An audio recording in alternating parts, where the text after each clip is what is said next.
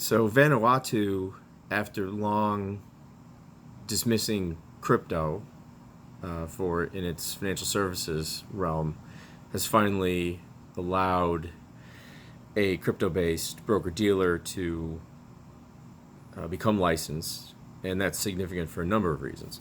One, Vanuatu has always been sort of this solid offshore financial services destination, and the financial dealer's license had always been popular with primarily Forex, CFDs, binary options, and even securities, because it's this sort of broad license, right? You don't need like a separate license to conduct certain activities. They make no differentiation between securities and commodities.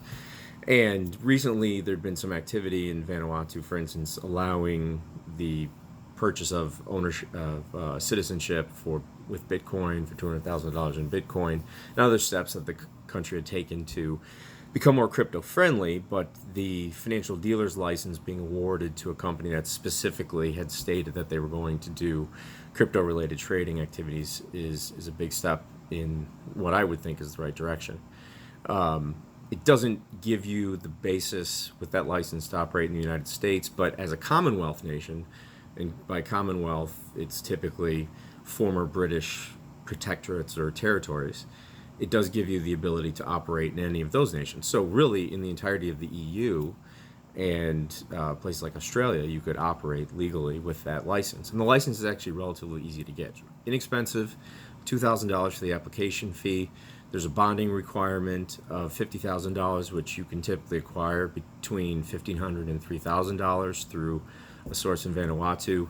Corporation fees are about $1,800 to $2,000, and it's all online. It's all automated, right? What you get with a lot of these offshore jurisdictions, like Belize or something like that, is when you're going to go through the process of applying for a license, it's very archaic, it's very slow, there's a lot of paper involved, right?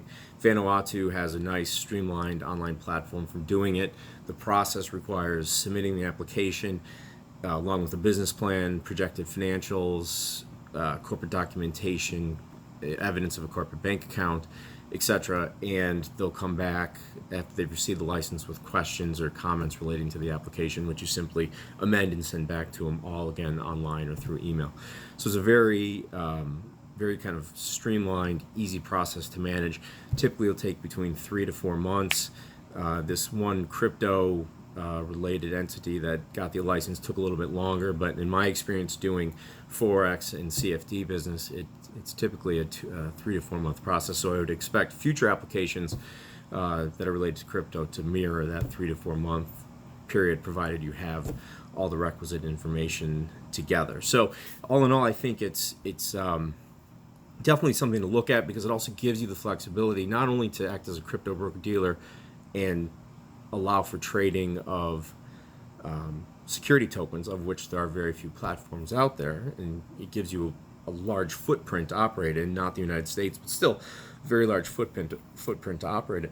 It's definitely one of the easier licenses and least expensive licenses to get, and it's a very stable and otherwise reputable nation, albeit very small. So check it out, Vanuatu. I'm a big fan for a number of reasons, but now that they've turned the corner on crypto, I think it's an excellent place to launch a crypto broker-dealer, offshore broker-dealer, or crypto exchange.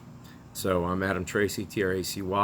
Check me out, at tracyfirm.com. Happy to answer any questions that you may have. Later.